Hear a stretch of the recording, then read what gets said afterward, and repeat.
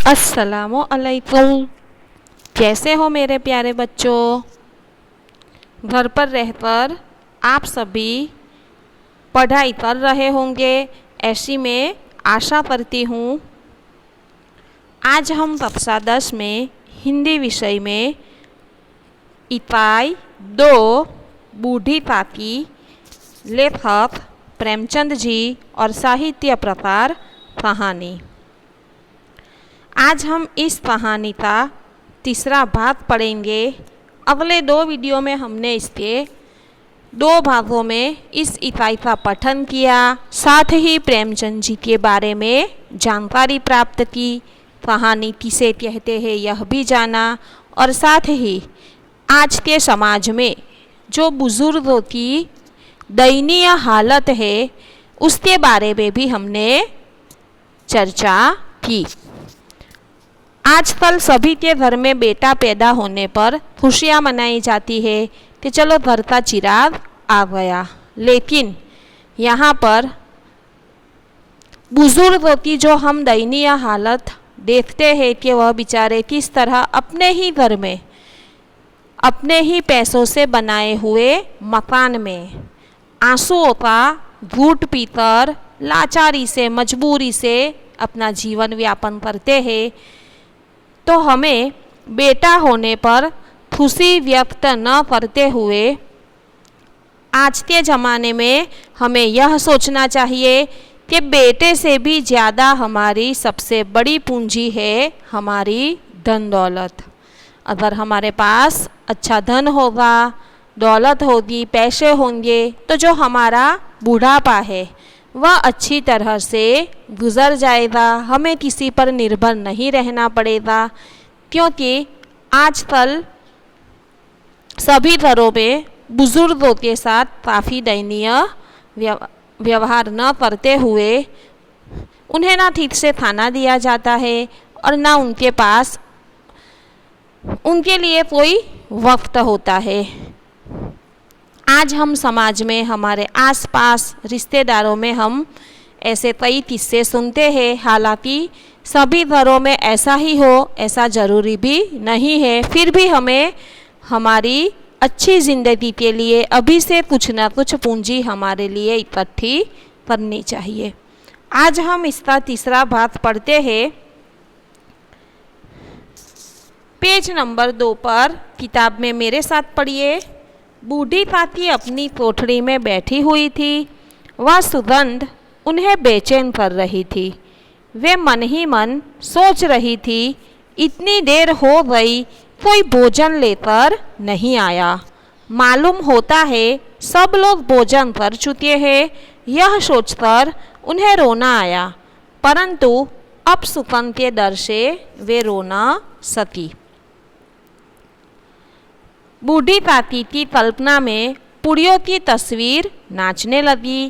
खूब लाल लाल, फूली फूली, नरम नरम होंगी। कचौड़ियों में अजवाइन और इलायची की महक आ रही होगी।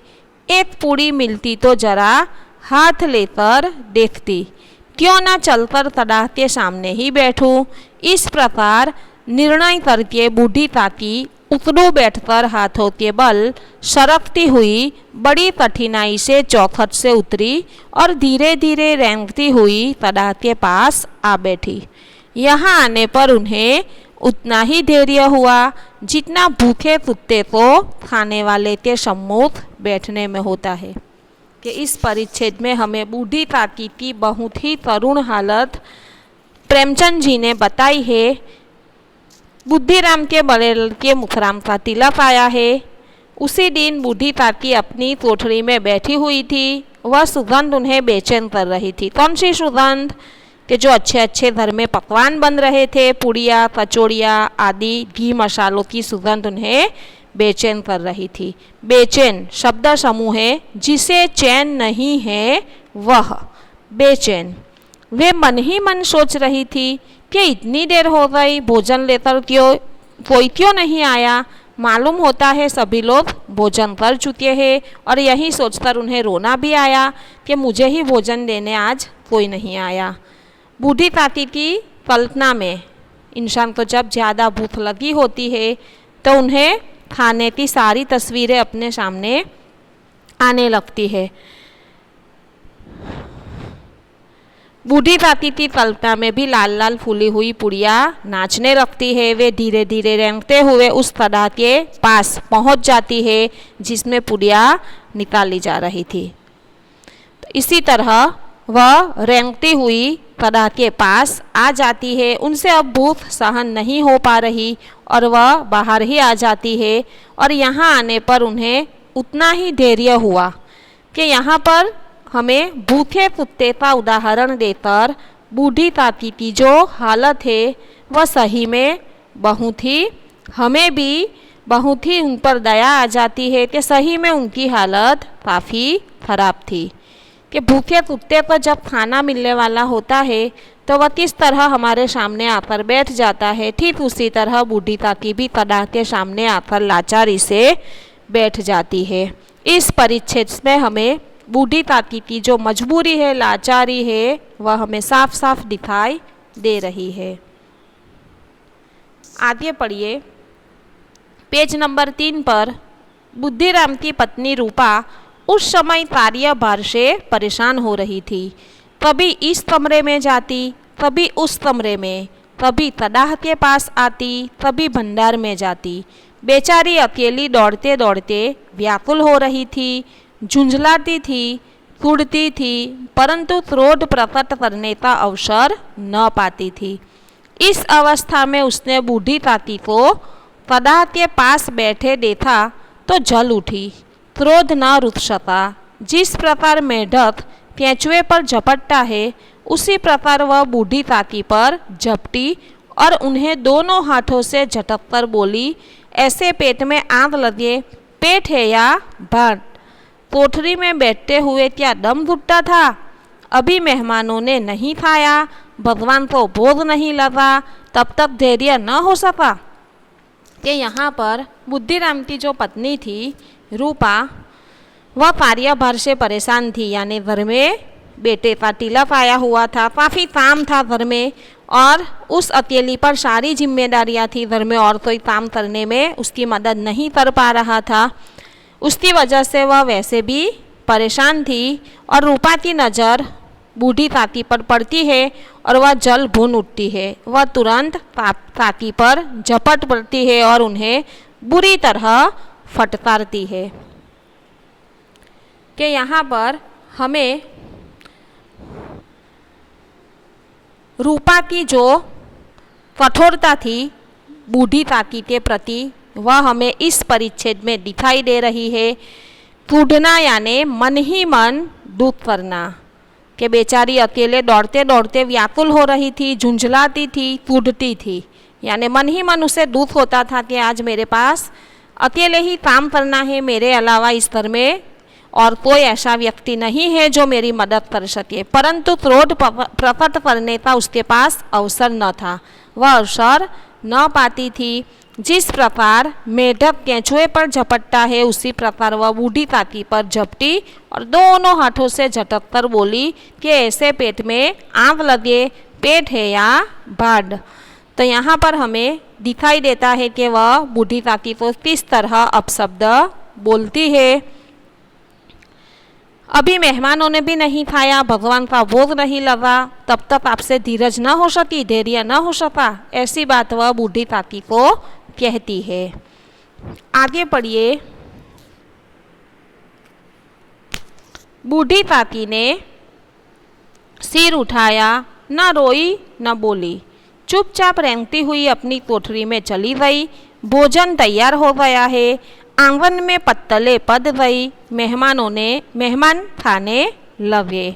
बूढ़ी ताती अपनी कोठरी में जाकर पश्चाताप कर रही थी कि मैं कहाँ चली गई। उन्हें रूपा पर क्रोध नहीं था, अपनी जल्दबाजी पर दुख था। सच ही तो है, जब तक मेहमान लोग भोजन न कर लेंगे घर वाले कैसे खाएंगे। मुझसे इतनी देर भी न रहा गया, अब जब तक कोई बुलाने न आएगा न जाऊंगी। मन ही मन इसी प्रकार का विचार कर वह बुलाने का इंतजार करने लगी। वह मन को बहलाने के लिए लेट गई। धीरे धीरे एक गीत गुनगुनाने लगी। उन्हें मालूम हुआ कि मुझे रातें देर हो गई। क्या इतनी देर तक लोग भोजन कर रहे होंगे? किसी की आवाज़ नहीं सुनाई देती। अवश्य ही लोग खा पीकर चले गए। मुझे कोई बुलाने नहीं आया। रूपा चिढ़ रही है, क्या जाने न बुलाए। बूढ़ी ताती चलने के लिए तैयार हुई। वह यह विश्वास है कि 1 मिनट में पुड़िया और मसालेदार सब्जियां सामने आएगी। उनकी स्वादेंद्रिया गुदगुदाने लगी। उन्होंने मन में तरह तरह के मंसूबे बांधे। पहले सब्जी से पुड़िया खाऊंगी, फिर दही और शक्कर से कचौड़ियाँ रायते के साथ मज़ेदार मालूम होंगी। चाहे कोई बुरा माने चाहे भला, मैं तो मांग मांग कर खाऊंगी। यही ना लोग कहेंगे कि इन्हें विचार नहीं। कहाँ करे, इतने दिन के बाद पुड़िया मिल रही है तो मुंह झूठा करके थोड़ी ही उठ जाऊंगी। कि यहाँ पर देखिए, बूढ़ी ताती की जो स्वादेंद्रिय है वह किस तरह जाग उठी। इंसान को जब भूख लगती है तो वह किसी भी तरह का विचार नहीं करता और यही सोचता है कि कब उसे खाना मिले। बूढ़ी ताती सन्न हो जाती है कि रूपा उन्हें इस तरह बोलती है और कुछ नहीं बोलती। वह रेंगती रेंगती अपनी कोठरी में चली जाती है। अब वे अपनी जल्दबाजी पर दुखी होती है। वे रूपा की झिड़की को उचित मानती है कि सही में रूपा ने सही कहा कि क्या मुझसे इतना धीरज भी नहीं रखा गया। और वह बूढ़ी ताती मन ही मन पछताती है और वह निश्चय करती है कि जब तक कोई उन्हें बुलाने नहीं आएगा वे बाहर न जाएगी। लेकिन कुछ समय बीता, उनका समय व्यतीत न होता था तो वह एक गीत गुनगुनाने लगी। लेकिन गीत गुनगुनाने पर भी जब उन्हें लगा कि काफ़ी समय बीत चुका है, अब तक तो मेहमानों ने खाना खा लिया होगा, फिर भी उन्हें बुलाने तो कोई क्यों नहीं आया। और उन्होंने मन ही मन सोचा कि शायद रूपा चिढ़ गई है, इसी की वजह से कोई उन्हें बुलाने नहीं आया। और वह इस तरह मन ही मन पश्चाताप कर रही थी और अपने मन में खाने की जो चीज़ें घर में बनाई गई थी उनके बारे में सोचती है कि वह बाहर जाकर किस तरह पुड़िया खाएगी और सबसे पहले पुड़िया और मसालेदार सब्जियां खाएगी। इसी तरह उनकी जो स्वादेंद्रिया थी वह गुदगुदाने लगी और उनकी भूख और ज़्यादा तेज हो गई और उन्होंने मन में ही मंसूबे यानी इरादा कर लिया कि वह बाहर जाकर किस तरह खाएगी। स्वादेंद्रिया यानी स्वाद का आनंद लेने वाली इंद्रिया।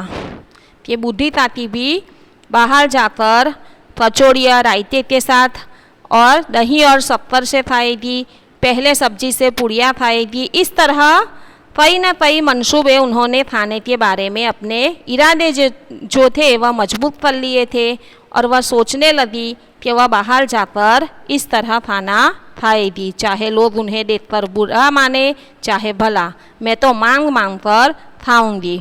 यही ना लोग कहेंगे कि इन्हें कुछ विचार नहीं है। यहाँ पर देखिए कि बूढ़ी ताती की ही संपत्ति थी और उन्हीं से काफ़ी आमदनी उनके भतीजे को मिलती थी और शायद उन्हीं के पैसे से ही यह खाना बनाया गया था। फिर भी उनकी मजबूरी देखिए कि वह खाने के लिए सुबह से इंतज़ार कर रही थी और ना कोई उन्हें ठीक से खाना देने आया और ना ही उन्हें कोई बुलाने आया। यहाँ पर जो उनकी दयनीय हालत थी वह भी हमें साफ साफ दिखाई दे रही थी कि रूपा किस तरह निष्ठुर हो चुकी थी। आगे पढ़िए।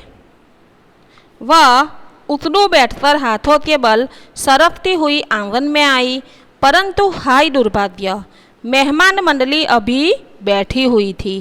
कोई खाकर उंगलियां चाटता था, कोई तिरछे नेत्रों से देखता था कि और लोग अभी खा रहे हैं या नहीं। इतने में बूढ़ी ताती रेंगती हुई उनके बीच में जा पहुंची। पंडित बुद्धिराम ताती को देखते ही क्रोध से तिलमिला गए। लपक कर उन्होंने ताती के दोनों हाथ पकड़े और घसीटते हुए लाकर उन्हें अंधेरी कोठरी में दम से पटक दिया। मेहमानों ने भोजन किया, घर वाले ने भोजन किया, बाजे वाले, धोबी, नाव भी भोजन कर चुके, परंतु बूढ़ी ताती को किसी ने न पूछा। बुद्धिराम और रूपा दोनों ही बूढ़ी ताती को उनकी निर्लजता के लिए दंड देने का निश्चय कर चुके थे। उनके बुढ़ापे पर, दीनता पर किसी को करुणा न आई। अकेली लाडली उनके लिए परेशान हो रही थी। कि यहाँ पर इस परिच्छेद में भी हमें बताया गया है कि उन बूढ़ी ताती को आखिर उनका जो धैर्य था उन्होंने जवाब दे दिया था और वह खाने के लिए इतनी जल्दबाज थी कि उनसे रहा नहीं जाता था।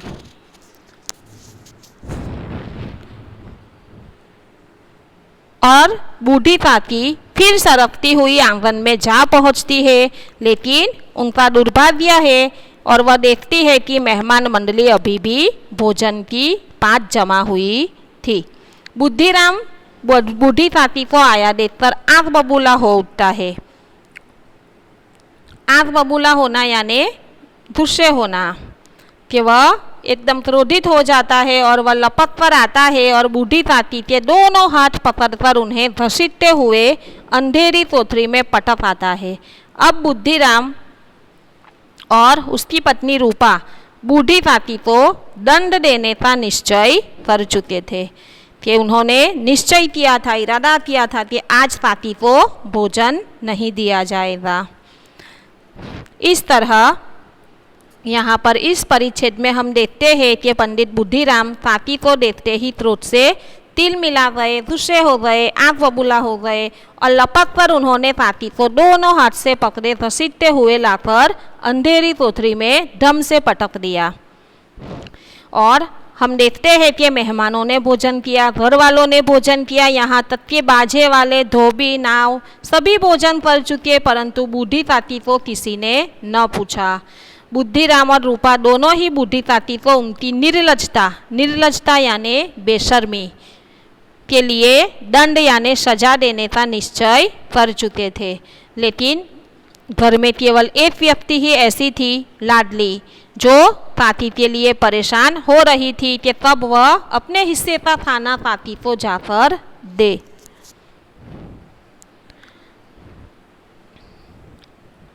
आगे पढ़िए।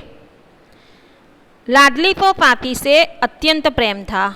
वह झुंझला रही थी कि वे लोग ताती को बहुत सी पुड़िया क्यों नहीं दे देते। क्या मेहमान सबकी सब खा जाएंगे? और यदि ताती ने मेहमानों के पहले खा लिया तो क्या बिगड़ जाएगा?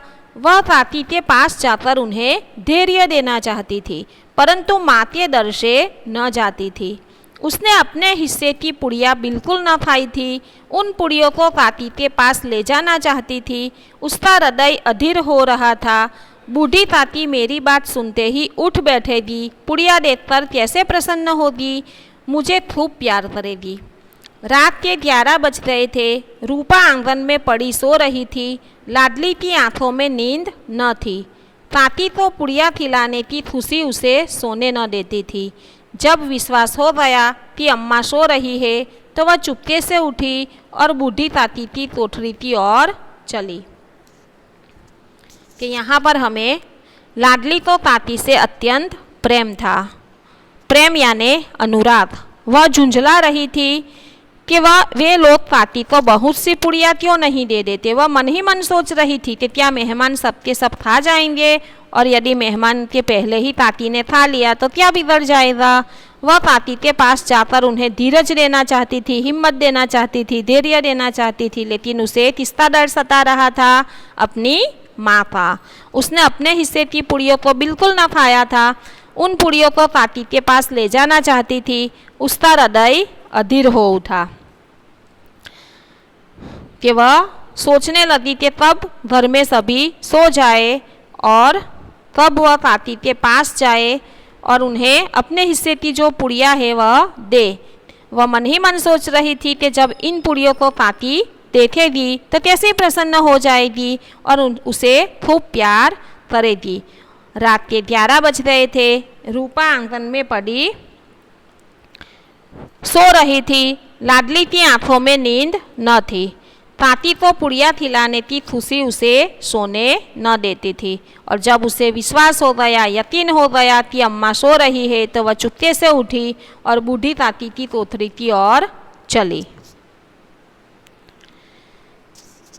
आगे बढ़िए, पेज नंबर 3 पर ही आखिरी परिच्छेद। बूढ़ी ताती को केवल इतना याद था कि किसी ने मेरे हाथ पकड़कर घसीटे, और फिर ऐसा मालूम हुआ कि जैसे कोई पहाड़ पर उड़ाए लिए जाता है। उनके पैर बार बार पत्थरों से टकराए, तब किसी ने उन्हें पहाड़ पर दे पटका, वे मूर्छित हो गई। जब वे सचेत हुई तो किसी की जरा भी आहट न मिलती थी। उन्होंने समझा कि सब लोग खा पीकर सो गए। यह विचारकर ताती निराशामयी संतोष के साथ लेट गई। ग्लानि से गला भर आता था, परंतु मेहमानों के डर से रोती न थी। सहसा उनके कानों में आवाज आई, ताती उठो, मैं पुड़िया लाई हूँ। ताती ने लाडली की बोली पहचानी, चटपट उठ बैठी, दोनों हाथों से लाडली को टटोला और उसे गोद में बैठा लिया। लाडली ने पुड़िया निकाल कर दी। कि बूढ़ी ताती को केवल इतना याद था कि किसी ने मेरे हाथ पकड़कर घसीटे, और फिर ऐसा मालूम हुआ कि जैसे कोई पहाड़ पर उड़ाए लिए जाता है। उनके पैर बार बार पत्थरों से टकराए, तब किसी ने उन्हें पहाड़ पर दे पटका और वे मूर्छित हो गए। कि जब उनका भतीजा बुद्धिराम मेहमानों के सामने से उन्हें घसीटते हुए अपनी कोठरी तक लाया, तो उनके पैर भी जमीन से टकरा रहे थे, लेकिन उसने यह भी नहीं सोचा, और ताती को केवल इतना याद है कि पत्थरों से टकराकर जब उन्हें नीचे गिराया गया तो उन्हें ऐसा महसूस हुआ कि पहाड़ पर से दे पटका और वे मूर्छित हो गई थी, बेहोश हो गई थी। और जब उन्हें होश आया, सचेत यानी होश आया, कि किसी की जरा भी आहट न मिलती थी। उन्होंने समझा कि लोग खा पी कर सो गए, और यह विचार कर ताती निराश हो जाती है और संतोष के साथ लेट गई। ग्लानि से, दुख से उनका गला भर आता था, परंतु मेहमानों के डर से वह सोती न थी और ना ही वह रोती थी। सहसा उनके कानों में आवाज़ आई, ताती उठो, मैं पुड़िया लाई हूँ। ताती ने लाडली की बोली पहचानी, चटपट उठ बैठी, दोनों हाथों से लाडली को टटोला और उसे गोद में बैठा लिया। लाडली ने पुड़िया निकाल कर दी। कि यहाँ पर हमें इस परिच्छेद में भी पता चलता है कि आमंत्रित मेहमानों, घर वाले, बाजे वाले, धोबी, नाई सबने भोजन कर लिया, लेकिन बूढ़ी ताती को भोजन करने के लिए किसी ने नहीं पूछा। लाडली इससे बहुत दुखी होती है। उसने अपने हिस्से की पुड़िया बूढ़ी ताती को खिलाने के लिए अपने पास सुरक्षित रख ली है। वह उन्हें बूढ़ी ताती को दे दी, पर वह अपनी माँ के डर से उनके पास नहीं जा रही है। बूढ़ी ताती इंतजार करते करते निराश हो गई। ग्लानि से उनका गला भर आया था, पर डर के मारे वे रो भी नहीं पा रही थी। जब सब सो गए तो लाडली बूढ़ी ताती के पास पहुंची। उसने बूढ़ी ताती से कहा कि वह अपने हिस्से की पुड़िया ले आई है, वे खा ले। तो हमने अभी तक पढ़ा कि किस तरह बूढ़ी ताती की अपने ही घर में दयनीय हालत थी। यहाँ पर हमें छोटे छोटे प्रश्नों के उत्तर भी याद रखना है कि बूढ़ी ताती कैसे रोती थी। बूढ़ी ताती गला फाड़ फाड़ कर रोती थी। किस खुशी में लाडली को नींद नहीं आ रही थी। ताती को पुड़िया देने की खुशी में नींद नहीं आ रही थी। साथ ही हमें पर्यायवाची शब्द का भी ध्यान रखना है और विरुद्धार्थी शब्द का भी याद रखना है। जैसे जैसे हम इस वीडियो में आगे पढ़ते जाएंगे, आपको अपनी कॉपी में इसके शब्दार्थ, प्रश्नों के उत्तर भी लिखना है। अगले वीडियो में हम इस इकाई को आगे पढ़ेंगे। तब तक आपको इस इकाई का पठन करना है। धन्यवाद।